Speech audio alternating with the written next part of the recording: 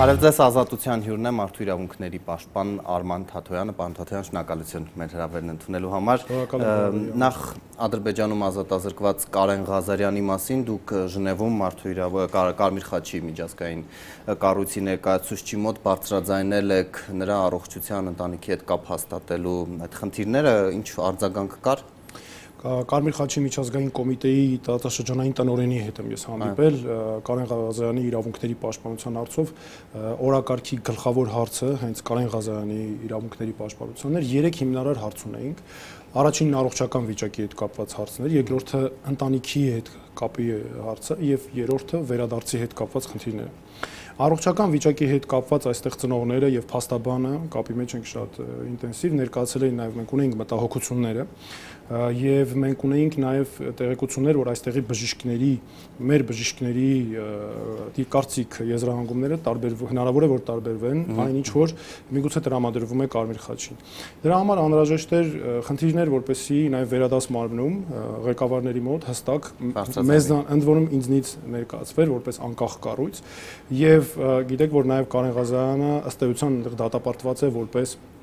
այսպես դիվերսանտ կամ հանցանկատարածանց մինչդեռ Կարլեն Ղազարյանը հոգեկան առողջության նաև հրապարակային է խնդիրներ ունի մենք այդ բոլոր հարցերը ներկայացրել ենք դրա մյուս հարցը որ կարևոր է ներողություն մինչև դա ձեր ձեռքի տակ կան օրինակ փաստաթղթեր որ Ղազարյանը հոգեկան խնդիրներ ունի կամ այդ հիմքով ազատվել է զինվորական ծառայությունից մեր ձեռքի տակ կան անհրաժեշտ փաստաթղթերը որոնք դուք ներկայացրել եք այո կան անհրաժեշտ փաստաթղթերը ելնելով Կարմիր խաչի աշխատանքի առանձնահատկությունից մենք էլ ենք հասկանում չվնասելու համար նաև իրենց աշխատանքը ես այս բանի մանրամասները չեմ կարող այդ առումով հրապարակել բայց ապացուցող փաստեր կան մենք մանրամասն ես ինչ պետք է այսպես քննարկել եմ երկրորդը ընտանիքի հետ կապը մինչ այս պահը կապը իրականացվել է թղթային հաղորդակցության միջոցով այսինքն նամակագրություն է պարզվարվել բայց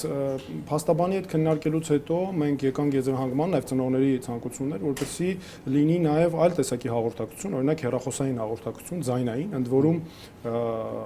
նաև խոսքը գնում էր տեսաձայնային հաղորդակցություն կարող է լինել օրինակ տեսաձայնային ինչ որ հաղորդագրություն ձայնագրվել ուղարկվել կամ հենց ընթացս ուղիղ կապով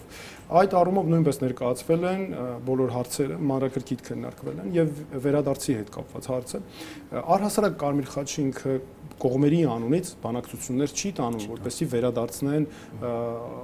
կոնկրետ դեպքում անձին բայց պրոցեսն է կազմակերպվում հիմա բայց հետեւյալն է հարցը մտահոգությունը ինչու՞ն էր այդ թվում ես հիմա էլ ունեմ այդ մտահոգությունը որովհետև մեր նախորդ տղաների ովքեր հայտնվել էին մեր հայրենակիցները Ադրբեջանում ինչ ճակատագրի էին արժանացել հաշվի առնելով հայատյաց քաղաքականությունը որ կա պետական աջակցություն վայելող քաղաքականությունը շատ մտահոգիչ է եւ դրա համար նաեւ ես դրանից ելնելով եմ նաեւ մեր հայրենակցի մեր քաղաքացու իրավունքների պաշտպանությամբ շահագրգռված եւ այստեղ գործադրելու են այդ թվում ես բոլոր միջոցները առանձնահատկությունները Կարմիր խաչի հետ կապված այն են որ այս պահին ըստ էության միակ հիմնական միջազգային կառույցը որ ազատ մուտք ու ելք ունի Կարլեն Ղազարյանի մոտ դա Կարմիր խաչի միջազգային կոմիտեն է դրա համար մենք պետք է իրենց հետ աշխատենք բայց նաև իհարկե մեր անընդհատ մեր գործընկերներին մեր այսպես մտահոգությունները բոլորը ներկայացնում ենք որովհետև սա մեզ մոտ նույնպես հանրային նշանակության հարց է եւ վերջում մեր հայրենակիցն է եւ այնտեղ էլ այդ աստիճան հայատյաց քաղաքականություն է վարվում պետական աջակցություն վայելող Իդեպ Ադրբեջանի օմբուդսմենի հետ երբևէ կոնտակտ ունեցել եք Սա շատ կարևոր հարց է, որ միշտ միջազգային մեր գործընկերները հարցնում են։ Ես մշտապես նշում եմ, որ պատրաստ եմ ցանկացած պահի նրա հետ հանդիպելու, որովհետև մենք անկախ մարդու իրավունքների կառույցներ ենք։ Ընդ որում ասեմ, որ մենք պահպանում ենք մեր ամենաբարձր A կարգավիճակը, բայց Ադրբեջանի մարդու իրավունքների հաստատությունը այս վերջերս ՄԱԿ-ի կողմից իջեցվեց A-ից B։ Սա նշանակում է, որ անկախության աստիճանը ակնհայտորեն զիջում է մեզ եւ բայց նաեւ նույնիսկ անգամ միջազգային կառույցների միջնորդությամբ նրանք չեն հայտնում այդպիսի ցանկություն։ Ես ենթադրում եմ միգուցե թույլ չի տալիս անկախության աստիճանը չգիտեմ, բայց մենք անկախ կառավարության դիրքորոշումից ես մշտապես պատրաստ եմ եւ փորձեր եղել են, բայց մերժվել են։ Ոչ թե փորձեր են եղել, ես պատրաստ եմ, այսպես ասեմ, եւ բայց մենք այդպես չի եղել, որ ես անդադ կամ ինչ որ փորձում խնդրել հանդիպում, ոչ, ես պատրաստական եմ, եթե այդպիսի հարց կլինի, այդ թվում օրինակ մեր Կարլեն Ղազարյանի հետ կապված, բայց չկա որևէ ցանկություն դիմեք ինչ որ իր առողջական վիճակի մասին հարց չի։ Այդպիսի փորձ մենք չունենք, որովհետեւ ես համոզված եմ, որ մենք չենք ստանա որևէ պատասխան, առավել ևս ես կարծում ինչ որ ստանանք դա կառավարության դիրքորոշումից չի էլ տարբերվելու։ Հետևաբար չկա դրա անհրաժեշտությունը այդ առումով, մենք աշխատում ենք միջազգային կառույցների հետ։ Վերադարձին դառնալով, պարոն Թաթոյան, ըստ ամենայնի ադրբեջանական կողմը նրան այդպիսի խիստ պատզաչափով ազատազրկեց, որպեսզի Ղազարյանի դիմաց պահանջի Ղարաբաղում դատապարտված իր դիվերսանտներին, Շահբազ Գուլիև եւ այլն, զուտ մարդասիրական նկատառումներով։ Դուք սա ընդունելի տարբերակ է ձեզ համար, եթե Երևանը գնա այդ քայլին։ Հիմա տեսեք, դուք շատ ճիշտ նշեցիք, որ այնտեղ ըստ էության մենք ունենք հայելային գրեթե հարմարեցված գործ, որը իրավական կողմով, փաստական հանգամանքներով հարմարեցված է այդ դեպքին։ Բայց ես կարծում եմ այստեղ ակնհայտորեն սխալ է, որևէ համեմատության եզր անգամ չկա, որովհետև Արցախի հանրապետությունում դատապարտված երկու ադրբեջանցիները, նրանք դատապարտվել են հանցանք կատարելու համար, նրանք հանցանքներ են գործել քաղաքացիական բնակիչների մոտ։ Ես հա միջազգային մեր գործընկերներին Պարոն Թաթոյան, դա պարզ է, բայց նույնիսկ այդ ամենը հաշվի առնելով հանուն Կարենի վերադարձի նրա կյանքը փրկելու, որ Երևանը գնա այդ քայլին, սա մարդասիրական նկատառումներ չէ։ Հիմա եթե դա արդեն քաղաքական նշանակության հարց է, բայց ես մարդու իրավունքների եւ մարդասիրական տեսանկյունից մի բան կարող եմ ասել, որ ակնհայտ սխալ է որևէ համեմատության եզր իրականացնելը։ Փոխանցման հարցը արդեն մեր դաշտից դուրս է, բայց նա հանցանք կատարած անձ է ակնհայտորեն այդպես է։ Իսկ այս դեպքում մենք ունենք քաղաքացիական անձ, որը բանակի հետ նույնիսկ առողջություն չունի եւ ներկայացված է որպես դիվերսանտ եւ դատապարտված է։ Ես կարծում եմ իմ գնահատականն այն է, որ ուսումնահիմնված է նաեւ մարդու իրավունքների այդ միջազգային բոլոր չափանիշների վրա, որ սա հատուկ հարմարեցված է, օրինակ քաղաքական նպատակներով օգտագործելու համար իրենց դիվերսանտներին հասկանալի է։ Այլ թեմաներին գալով, պարոն Թաթոյան, ընդհանուր առմամբ ձեր գրասենյակ բողոքների բնույթը փոխվել է հեղափոխությունից հետո։ Հիմա ոստիկանությունը ուժ չի կիրառում, այդպես մեծ ցույցեր չեն լինում եւ ենթադրաբար այլ հարցերով են գուցե գալիս ձեզ դիմում արդեն։ Մեզ մոտ ապրիլյան մայիսյան իրադարձություններից հետո ակնհայտորեն փոխվել է իրավիճակը, բողոքների թիվը մի քանի անգամ գերազանցում է, շատ ավելի շատ է։ Բայց ես դրանք պայմանավորում եմ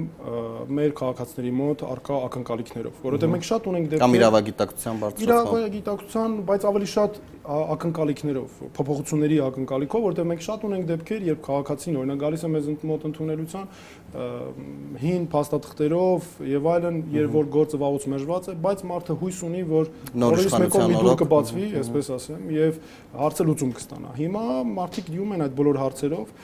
եւ մենք ամիսներ ունենք, օրինակ երբ համատում ենք նախորդ ամսվա այդ 10 անգամ աճել են մեր բողոքները, տեսնում եք, 10 անգամ։ Եվ մենք նույն աշխատակազմի կազմով ենք մնացել։ Իհարկե հավաքների հետ կապված ակնհայտորեն մենք դե հավաքները առանձնապես եթե եղել է, ասենք լոկալ բնույթի, այլ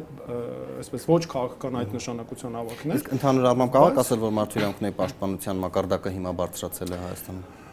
Ես այդպիսի գնահատական ընդհանուր չէի տա, ես հարթություններն են տարբեր։ Այսինքն եթե այն ժամանակ խնդիրները այլ էին, հիմա խնդիրները այլ են։ Հիմա պրակտիկ կատարման հետ կապված, օրինակ մենք նույն փակ հաստատությունների հետ կապված լրջագույն խնդիրները շարունակում են մնալ, չգիտեմ, եւ այլն սոցիալական ոլորտի խնդիրներն են շարունակում, զինծառայողների հետ կապված հարցեր։ Անպայման այդ մասին խոսել ենք, պարոն Թաթոյան, մինչ այդ նոր իշխանությունները ձեզ հետ կոնտակտ հաստատել են, մասնավորապես վարչապետի հետ հանդիպում ունեցել եք, որ ինչ որ գուցե ուղենիշներ տա կամ ասի այսպես պիտի աշխատես, չգիտեմ։ Ինձ վարչապետը չի կարող, այսինքն ոչ մի պետական պաշտոնատար անձ ինձ չի կարող եւ վարչապետի կողմից եւ բնականաբար նման փորձ չի եղել։ Ես հանդիպել եմ հանրապետության վարչապետին իհարկե եւ հանրապետության նախագահին եմ հանդիպել եւ ազգային ժողովի նախագահին եմ հանդիպել, մարդու իրավունքների պաշտպանը հենց այն պաշտոնատար անձ է, որ պետք է աշխատի բոլոր կողմերի հետ եւ պետք է ասեմ, որ շատ դրական, այսպես բոլոր կողմերի հետ մենք ունենք դրական կառուցողական մթնոլորտ աշխատանքի։ Նախորդ իշխանության օրոք կարող եք այսօր գաղտնազերծել, եթե եղել են ճնշման փորձեր, ձեզ մեսիջներ ուղարկել եւ այլն։ Երբեք ճնշման փորձ չի եղել։ Եղել են աշխատանքի բարդություն, ոչ, իհարկե ոչ, ինչի մասն է, ինձ ով կարող է ուղղորդել։ Այդ նշանակում է ես անիմաստ եմ աշխատում այս պաշտոնում։ Դա իրենք էին ձեզ ընտրել։ Ես դրա համար այնպես էի ինձ պահում, որ ինձ որևէ մեկը չէր կարող թույլ տալ, որ հանգարց որևէ մեկը ուղղորդի ինձ։ Դուք պատկերացնում եք, դա ինչ էր նշանակում։ Դա նշանակում էր մարդու իրավունքների պաշտպանի կառույցի պարզապես կործանում։ Իսկ այսօր մենք ունենք ամենաբարձր միջազգային։ Բայց ասացիք բարդ էր աշխատանքը։ Բարդ էր, այո, որովհետև պատկերացեք ոստիկանությունը օրինակ այդքան շատ բերման ենթարկելու հետ կապված խախտումներ էր համակարգային թույլ տալիս։ Դե հիմա պատկերացեք, ասենք, ինչպես բարդ չէ լինի, որովհետև մենք անընդհատ զբաղվում ենք քննադատությամբ, անընդհատ խնդիրները վերհանելով եւ այլն, Այլ չասեմ, որ ապրիլ-մայիսյան իրադարձությունների նույնիսկ այս ավարտին մենք ընդհանրապես որոշ կառույցների հետ խզված էին բոլոր հարաբերությունները։ Մենք դրա համար ես օրինակ գիշերները անգամ գիշերում էի աշխատակազմում, որովհետև մենք սպասում էինք, որ ամեն օր կարող է ենթադրենք ինչ որ գործողություն կատարվել, ստիպված սպասում էինք, որ մեր աշխատակազմն էլ մեզ հետ։ Ինչ որ իմաստով խոչընդոտված էր ձեր աշխատանքը։ Չի ասի խոչընդոտված էր, բարդ էր։ Իմ աշխատանքի խոչընդոտ չի եղել։ Մի քանի փորձեր եղել են, մենք խիստ արձագանքել ենք, այդ թվում քրեական պատասխանատվության ուժով, եւ կարծում եմ որևէ մեկը չի կարող իրեն թույլ տալ մեր աշխատանքի հանդեպ խոչընդոտ, որովհետեւ դա նախ օրենքն է բացառում, երկրորդը մեր միջազգային հայրենակությունն այնքան բարձր է, ես կարծում եմ երկիրը չի կարող գնալ դրան։ Ավելին ասեմ, մենք այսօր պետական մարմինների հետ մենք ունենք շատ բարձր որակի հարաբերություններ։ Օմբուդսմանը այն պաշտոնն է կամ այն ինստիտուտն է, որ պետք է աշխատի եւ քաղաքացիական հասարակության հետ եւ պետական ինստիտուտների հետ, բայց երբեք չպետք է ասոցացվի պետական կառավարման ապարատի հետ, որպես դրա բաղկացուցիչ մասը։ Գալով կոնկրետ ոլորտների, ճիշտ են արդարադատության նախարարության հավաստիացումները, որ քրեակատարողական հիմնարկներում ռեֆորմներ են արվում, օրինակ մեզ էլի ներսից տեղեկություններ գալիս են, որ օրինակ նույն զոննայողները կան, պարոն Թաթոյան։ Դե քրեական ենթամշակույթի հետ կապված ասեմ ձեզ, որ դա այո խնդիր է եւ ես հրապարակել եմ հայեցակարգ քրեական ենթամշակույթի դեմ պայքարի, այս վերջերս ընդհանրապես մենք ուղարկել ենք դա նաեւ արդարադատության նախարարություն։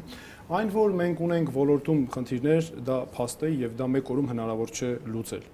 որովհետեւ քրեակատարողական համակարգը Հայաստանում տարիներ շարունակ եղել է պատժիչ տարեր պարունակող։ Մենք չենք ունեցել վերականգնողական արդարադատության համակարգը եւ հիմա մենք լրիվ նոր սկզբունքներ ենք առաջարկել արդարադատության նախարարության հետ ունենք հաստատված համագործակցությունը, մասնավորապես մի քանի ես հիմնարար սկզբունք պարզապես նշեմ։ Վստահության կանխավարկած ազատությունից զրկված անձի նկատմամբ, նրան նախապատրաստել ազատ արձակման ամենասկզբնական պահից, վարքագծի ռիսկային գնահատում իրականացնել, անհատական մոտեցում ցանկացած ազատազրկվածի նկատմամբ։ Դրանք վիրահատական միջամտությամբ չեն արվելու, պարոն Թաթոյան։ Դե գիտեք ինչ կա,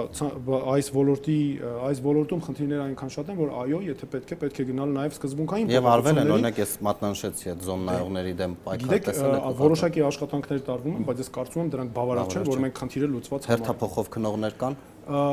Մեր գերբնակեցման հետ կապված այսօր զգալիորեն բարելաված է խնդիրը, բայց այստեղ մի հարց կա։ Համարելումը երբ իրականացվեց որոշակի մեր հասարակության մեջ ես կարծում եմ ոչ ճիշտ ընկալում կա դրա մեխանիկական բեռնաթափման գործառույթ կարծեք թե կատարեց, բայց սա էլ պատճառը նաև այն էր, որ տարիներ շարունակ պայմանական վաղաժամկետ ազատման համակարգը պատշաճ չի աշխատել մեր երկրում, մարդիկ տարիներ շարունակ պահվել են մեկուսացված, հետևաբար ստիպված տեսեք, որտեղ դրա արդյունքում ունեցանք հանցավորության մակարդակի աճ որոշակի, դրա հետևանքներ։ Դրա համար մենք պետք է մեր մեխերը դնենք պայմանական վաղաժամկետ ազատման, մարդկանց հասարակություն ինտեգրելու վրա հետագայում, հաջողված փորձեր ունենալու վրա, խրախուսենք ազատությունից զրկված անձանց եւ վստահության կանխավարկածը գործի, որպեսզի մենք կարողանանք այդ բնականոն process-ը այսպես ապահովել։ Մի պահ դադար տանք, մեր հյուրը մարդու իրավունքների պաշտպան Արման Թաթոյանն է։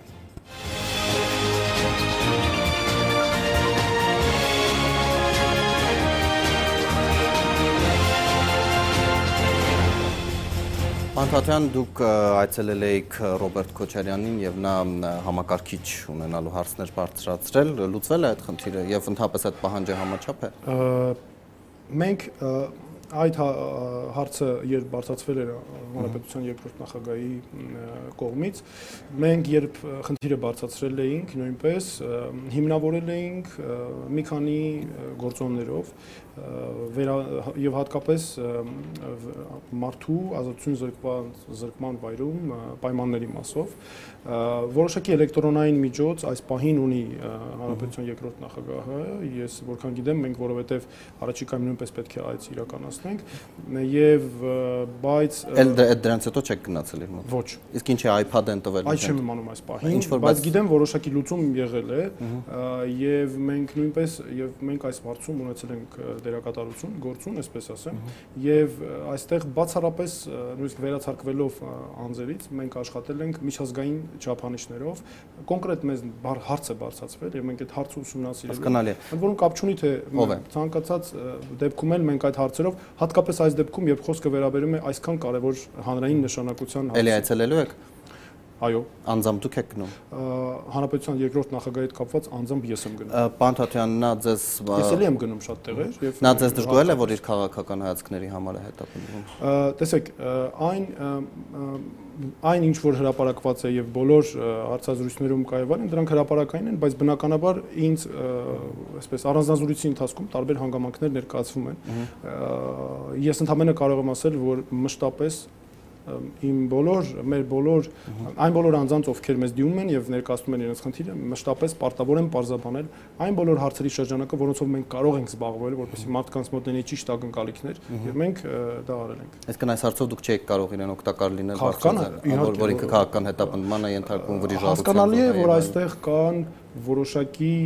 այսպես հանրային բաղադրիչ ունեցող գործեր են, սրանք մարտի 1-ի հետ կապված ընդհանրապես այս հարցերը, որ այս տարվա զեկույցում միջազգում լինելու է անպայմանի, ամփոփում ենք դա, բայց այո, քաղաքական հայացքների համար է հետապնդվում թե ոչ, այն էլ միջդատական վարույթի ընթացքում մարդու իրավունքների պաշտպանը չունի այդ լիազորությունները եւ մեղադրանքը մեզ ծանոթացման որպես այդպեսին չի ներկայացվում եւ չենք էլ կարող, մենք քրեական դատավարության մասնակից չենք, որպեսզի գնահատենք։ Պարոն Թաթոյան, ռեստարտի միջադեպի մասին դուք դատապարտել եք բռնություն, ինչպես նաև մարդու արժանապատվության նսեմացումը, ենթադրում եմ դեպքում էլ հայհոյանքներն եք նկատի ունեցել, բայց երիտասարդներն ասում են, որ բռնություն չեն գործադրել, այլ ակցիա արել, որտեղ իրավապահները փաստացի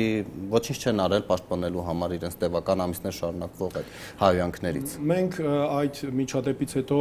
նախ նմանատիպ բոլոր իրադարձությունները անմիջականորեն անձամբ իմ ուշադրության ներքո են եւ աշխատակազմի մեր կոնկրետ ներկայացուցիչների եւ անձամբ իմ, որովհետեւ սրանք կարևորագույն հարցեր են եւ ունեն նաեւ իրենց մեջ նոր զարգացումներ մեր համակարգում, որ մենք նախկինում չենք ունեցել։ Դրա համար կոնկրետ իրավիճակում մենք անմիջապես հայտարարություն տարածեցինք եւ երկու հավասարակշռված երկու կողմերին էլ անդրադառնալով, որովհետեւ այո, երկու կողմից էլ ես այստեղ մտահոգիչ որոշակի զարգացումներ տեսանք։ Տեսեք, մարդու ֆիզիկական անձնամխելիությունը ընդհանրապես կարևորագույն նշանակություն ունի, դա անվերապահ պաշտպանությանը ենթակա եւ բռնության տար պարունակող ցանկացած ակտ պետք է արժանանա պետության իրավական։ Դա բռնության տար պարունակել է։ Հիմա ես գալիս եմ դրան։ Ինչ վերաբերում է ընդհանրապես քաղաքացիական շարժումներին, այդ թվում ուսանողական, դրանք ունեն երկրի զարգացման համար կարևորագույն նշանակություն։ Այդ թվում ռեստարտի գործողությունները, որոնք կապված են ընդհանրապես օրինակ ակտիվության քաղաքացիական, դրանք կարևոր են, բայց երբ կան իրավիճակներ, որ արդեն պետության օրինակ գործառույթի փոխարեն է արվում կամ չգիտեմ բռնության տար է պարունակում։ Կոնկրետ դեպքում մենք հարցում էինք արել ոստիկանություն, մենք ստացել ենք ըստ ոստիկանության պարզաբանման հարուցվել է դե քրեական գործ ուղարկվել է քննչական կոմիտե, մենք այդտեղ նույնպես հիմա քննչական կոմիտե ենք նաև գրելու, որ նոր ենք ուղղակի ստացել ոստիկանությունից, ըստ պարզաբանման այդտեղ որոշակի հարվածներ էին հասցվել,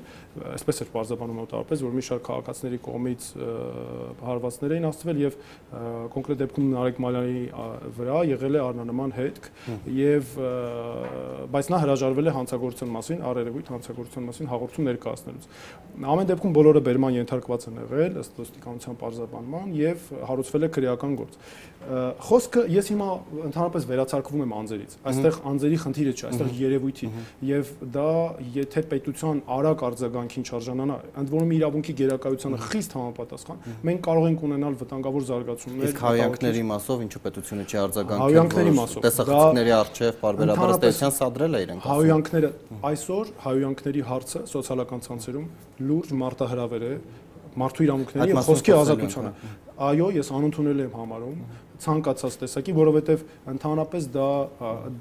դրա մեջ նաև կան ատելություն հրահրող որոշակի անվանական ծնողներին են հիշատակել եւ այո, դա իհարկե դա սադրանք է առաջացնում, հասկանում եք, եւ այդ դեպքը նաև հնարավոր է դրա արդյունքը եւ հետ պատճառը հանդիսանալ։ Դրա համար երկու մենք կողմերին էլ անդրադարձանք, որ չի կարելի ոչ մարդու իրավունքներն ու արժանապատվությունը նվաստացնող արտահայտություններ անել եւ ոչ էլ բռնության տար պարունակող գործողություն։ Ընդհանրապես ցանկացած պարագայում պետք է լեզուն, ընտրված լեզուն լինի, այո, հանդուրժողականության սահմաններում, որովհետև գիտեք միջազգային հայտնի պրակտիկա է, եթե դու որքան դու իրականացնում ես այդ կանոններին համապատասխան, այնքան մեծ է արդյունքի հասնելու քո հավանականությունը իրավական պետության մեջ, որովհետև հակառակ դեպքում անընդհատ նման միջադեպեր են գրանցվում եւ այլն, որը խնդիրների առաջացնում։ Այստեղ էլ արդեն պետությունը պետք է մենք էլ վերահսկելու ենք միշտ, որ պետությունը եթե անգամ միջամտում է, որովհետև մենք այստեղ մասնավորի դաշտ չենք մտնում, միջամտում է ամեն ինչ լինի իրավունքի գերակայության սահմանում։ Պարոն Թաթոյան, մյուս դեպքը Բացարձակ լրատվամիջոցները բողոքում են, որ քաղաքապետարանն իրենց առջև պայման է դրել տարիներ շարունակ անվճար զբաղեցրած պետական այդ տարածքը կամ ազատել կամ տրման պայմանները վերանայել, ասում են սա ազատ խոսքի դեմ ճնշում է, բայց մյուս կողմից ինչու պիտի ինչ-որ լրատվամիջոցները արտոնություն ունենան եւ պետության հաշվին անվճար տարածք։ Ես շնորհակալ եմ այս հարցի համար, սա իրականում շատ կարևոր հարց է։ Տեսեք, անմիջապես տեղեկության հրապարակումից հետո մտահոգությունների, ես ինքս խոսել եմ Երևանի քաղաքապետի հետ, միանգամից խոսել եմ սկզբում, բայց դրանից առաջ խոսել եմ հրապարակ օրաթերթի գլխավոր խմբագրի հետ, հասկանալու համար Արմենյանի հետ, հասկանալու համար մտահոգությունները եւ այլն։ Դրանից հետո մենք հարցումներ ենք նաեւ, բայց երբ որ արդեն տեսանք, որ բոլորը վերաբերում է այլ լրատվամիջոցների եւս, միանգամից հարցումներ ուղարկեցի եւ Երևանի քաղաքապետին եւ տնտեսական զարգացման եւ դենդրումների նախարարին, որովհետեւ մենք այստեղ ունենք 3 հասցե, Բյուզանդի 1 կոտորակ 3-ը, Հաշակունյաց 2-ը եւ Իսահակյան 28-ը։ Մենք հարցադրումներ ենք արել, արդյոք դա վերաբերում էր,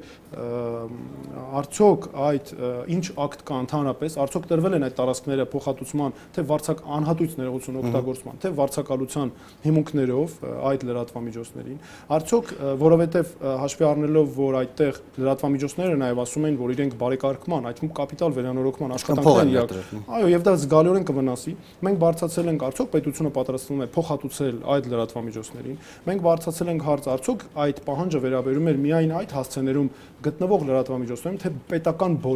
պետական սեփականություն հանդիսացող բոլոր շենքերում։ Մենք բարձրացել ենք վաճառքի դեպքում, արդյոք նախապատվության իրավունք ունենալու է լրատվամիջոցը աճուրդի հնարավոր դեպքում, եւ դրանից բացի մենք բարձրացրել ենք նաեւ հիմնավորումների հարց։ Ինչ հիմքերով է, որովհետև այստեղ գիտեք ինչն է շատ կարևոր։ Լրատվամիջոցների որն է նաև մտահոգության պատճառը։ Իրենք երբ արել են ներդրումներ, իրենք ակնկալիք ունեցել են, որ այդտեղ երկարաժամկետ են աշխատելու։ Հետևաբար մենք հարց ենք դրել, ասում ենք դուք ինչու հենց միանգամից այն էլ 5-6 օրվա ընթացքում պահանջը ներկայացել եք։ Եվ այս դեռ մենք հարցումները, պատասխանները, որտեղ մեր հարցերը բավականին շատ են, եւ ես կարծում եմ, որ այս հարցը ուղիղ նաև ես համաձայն եմ լրատվամիջոցների հետ, որ սա ունի ուղիղ առնչություն նաև իրենց գործունեության հետ եւ կարող է վնասել դա։ Դա համար մենք պետք է ստանանք այս բոլոր հարցերի պատասխանները։ Բայց դա նաև չի նշանակում, որ կանխամտածված ուզեցել են ճնշել այդ լրատվամիջոցները։ Ես Երևանի քաղաքապետի հետ խոսել եմ, միանգամից ինձ քաղաքապետը, այո, այդ հավաստիացումները ես ստացել եմ։ Չունեք այդպիսի մտահոգություններ։ Այս պահին, որ դա մտադրված դիտավորյալ ոչ, որովհետեւ ես խոսել եմ քաղաքապետի հետ, ստացել ենք այդ հավաստիացումները եւ քննարկումը այնպեսին էր, որ ոչ, բայց ցանկացած իրավական գործընթաց որ պատի արվի, այնպես չպիտի արվի, որ դրա անուղակի հետևանքները դառնա լրատվամիջոցի գործունեությունը, որովհետև գիտեք, այդ անգամ այս դրական փոփոխությունները, որ մեր երկրում տեղի ունեցան, դա նաև խոսքի ազատության շնորհիվ էր, այսինքն սոցիալական ցանցերի լրատվամիջոցների աշխատանքի եւ այլն։ Դրա համար ես հատկապես իմ աշխատանքում շատ մեծ տեղ եմ տալիս լրատվամիջոցների աշխատանքին։ Ինչ ուզում է լինի, խոսքի ազատությունը բարձր արժեք է։ Լրատվամիջոցը իմ ռազմավարական գործընկերն է, այդ թվում լրագրողը, ես միշտ պաշտպանելու եմ լրատվամիջոցին, այո, եւ լրագրողները, գրողները, միտումնավոր մանիպուլացնողները, որտեղ հիմա դա է հիմնական խնդիրը։ Իհարկե ոչ, իմ խոսքը դրան չէր վերաբերվում։ Բանակի մասին միայն վերջին 2 օրին 2 զինվոր է խաղաղ պայմաններում մահացել, դուք չեք կարծում, որ հատկապես հրամանատարների անպատժելիության հետևանքով է, որ այս բարքերը չեն փոխվում դրա մասին։ Գիտեք, դա իհարկե մահվան ցանկացած դեպք մտահոգիչ է, չեմ ասում։ Հիմնական պատճառը համաձայն չեք, որ դա է։ Ես հիմա միանգամից չեմ կարող այդպիսի գնահատական տալ։ Մենք յուրաքանչյուր դեպքով հարցում ենք ուղարկում պաշտպանության նախարարություն։ Մենք այս 2 դեպքով, ընդ որում դրանից առաջ էլ մենք հարցում ուղարկեցինք, եթե հիշում եք, մի էլի դեպք էր մահվան եղել, որը եղել էր մի քանի ամիս առաջ, բայց տեղեկությունը չէր հրապարակվել։ Օրինակ մենք հարցադրում արեցինք մեր գործընկերներին պաշտպանության նախարարության, ինչու չի հրապարակվել, ինչ պայմաններում է մահվան հանգամանքները մահը վրա հասել, դեպքը տեղի ունեցել, որպեսզի գնահատականներ տանք։ Եվ մենք նաև աշխատում ենք միշտ քննչական մարմինների հետ, որովհետև մենք հետո արտացոլում ենք զեկույցներում։ Ես մի բան եմ ուզում ասել, զինծառայության հետ կապված, զինված ուժերում աստված ոչ անի, բայց նման դեպքերի արձանագրման դեպքում պետք է անհապաղ պետությունը ինֆորմացիա տա, իրավասու աղբյուրից պետք է գա։ Ինչու, որովհետև գիտեք, սա այնքան զգայուն հարց է, մանավանդ մեր հասարակությունում, այն էլ մեր զինված ուժերի կարևոր դերի պայմաններում, որ հանկարծ հապաղումը ինքը կարող է տեղիք տալ երկրորդական չստուգված աղբյուրների։ Դա թափանցիկությունը չէ, դա էլ է կարևոր, բայց եթե պետությունը իրավասու մարմինը արագ չի աշխատում, կեղծ տեղեկություններ են կարող են, ասենք, եւ այլն հրապարակվել, դրանք ինչ են անում։ Դրանք վստահությունն են խարխլում, դրանք կասկածի տեղիք են տալի։ Եվ հետո պետական ինստիտուտը որքան փորձի հետևից հասնել, արդեն կարծեք թե այսպես գնաց կգնացել է եւ շատ դժվար է լինում վերականգնել։ Եվ այդ շատ կարեւոր է այդ տեղեկությունները, որպեսզի հանկարծ լարվածության մթնոլորտ հասարակությունում թույլ չտալ։ Ես դրա համար եմ դա շատ կարեւորում։ Դուք նկատել եք քննչական մարմիններում այս գործերով փոփոխություն կամային փոփոխություն, տեսեք, բացահայտվեն այս գործերը։ Քանի որ հիմա տարեկան զեկույցը 1 ամսից առավելագույնը հրապարակվի, այս հարցը մեր հիմնարար հարցերի թվում է եւ լինելու է ամբողջական ամփոփում եւ այս տարի շատ ավելի մեծ տեղ ենք հատկացնելու զինված ուժերում մարդու իրավունքների պաշտպանությանը, այդ թվում կյանքի իրավունքի պաշտպանությանը, որ նոր գնահատականներ կկարողանամ տալ։ Շատ լավ, եւ վերջինը, պարոն Թաթոյան, այս իշխանությանը կամ իրավապաշտպաններին քննադատելու կամ մանիպուլացնելու համար, գիտեք, հաճախ նրանց Սորոսի հետ են կապում կամ ասում են նույնասեռական են։ Ես վերջին օրինակը